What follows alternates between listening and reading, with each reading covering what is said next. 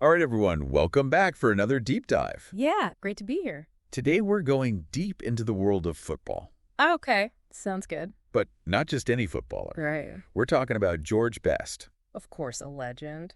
the fifth Beatle, Yeah, a name that still echoes even decades later. absolutely. But we're going beyond the legend. Okay. We're going to uncover what made Best tick, Interesting. both on and off the pitch. I'm intrigued. Let's get into it. So Best, Yeah. he was born in Belfast in 1946. Okay.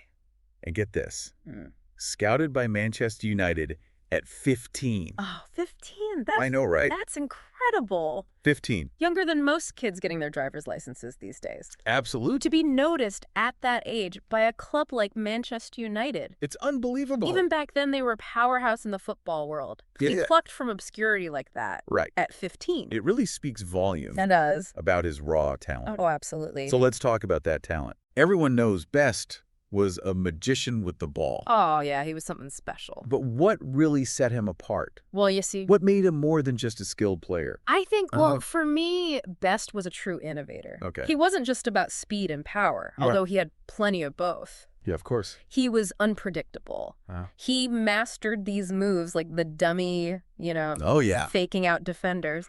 They practically fall over themselves trying to keep up. He was mesmerizing. He really was. And there's this famous clip Yeah.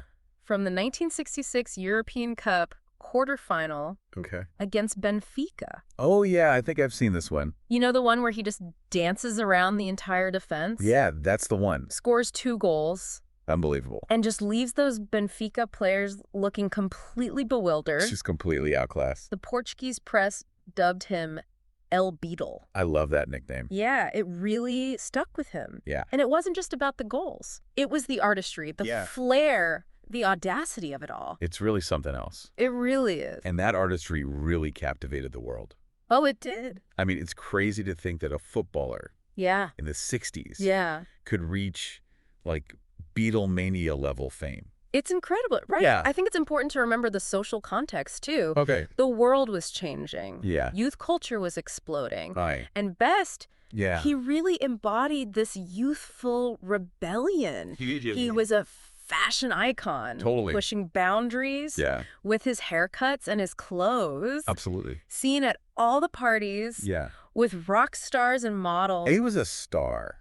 He wasn't just a footballer. No. He was a cultural phenomenon. Yeah. A true icon. Absolutely. And his career just kept on going up and up. Oh, yeah. So in 68, Oh, okay. Manchester United wins the European Cup.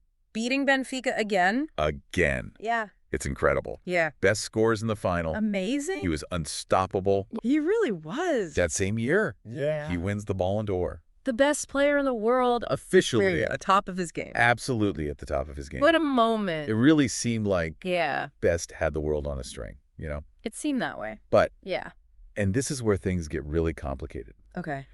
His brilliance on the pitch, Right.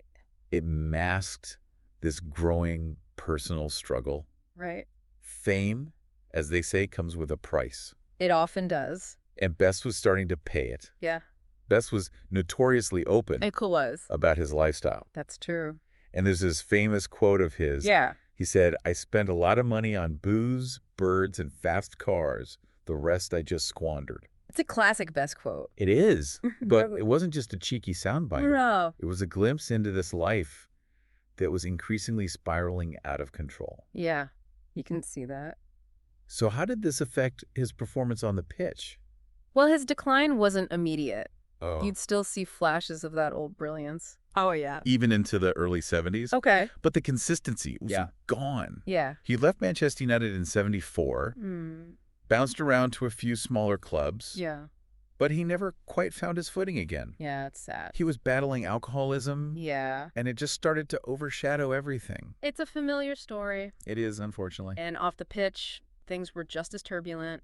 Yeah. He had legal issues, financial problems. Yeah. The consequences of his lifestyle, Yeah. they were catching up to him. It's really heartbreaking. It is. You see this incredibly talented person struggling with addiction, Yeah. And the whole world was watching it unfold. Yeah. There was the liver transplant in 2002. Yeah. It seemed like a glimmer of hope. It did. But even then, the fight continued. It's a tough battle. It is. And sadly, that fight ended in 2005. Yeah. When Best passed away at the age of 59. Far too young. A tragic end to a life that was both exhilarating and deeply troubled. Yeah. Even with all the turmoil. Right. Best's impact on football is undeniable. He changed the game. He did. He proved that it could be as much about artistry as it was athleticism. Yeah. He brought a whole new dimension to the sport. He did. And his story serves as a stark reminder of the pressures of fame and the devastating power of addiction. It's a cautionary tale. It really is. I think what's fascinating about Best's legacy is that it continues to evolve. For older generations, he might be a cautionary tale. Yeah. A reminder of squandered potential. Yeah. But for younger fans who never saw him play, he's more of a mythical figure. Interesting. The original football rebel. Yeah. The one who broke the mold. He was ahead of his time. He was. It really makes you think. It does. What is Best's most enduring legacy? It's a good question. Is it the dazzling goals? Yeah. The cultural impact? Right. Or the stark reminder of the human cost of fame? Something to ponder. Definitely something to ponder. Yeah. Thanks for joining us. Yeah. Thanks for having me. On this deep dive into the life of George Best. It was great to be here. Until next time. See you then. Take care. Bye. Bye.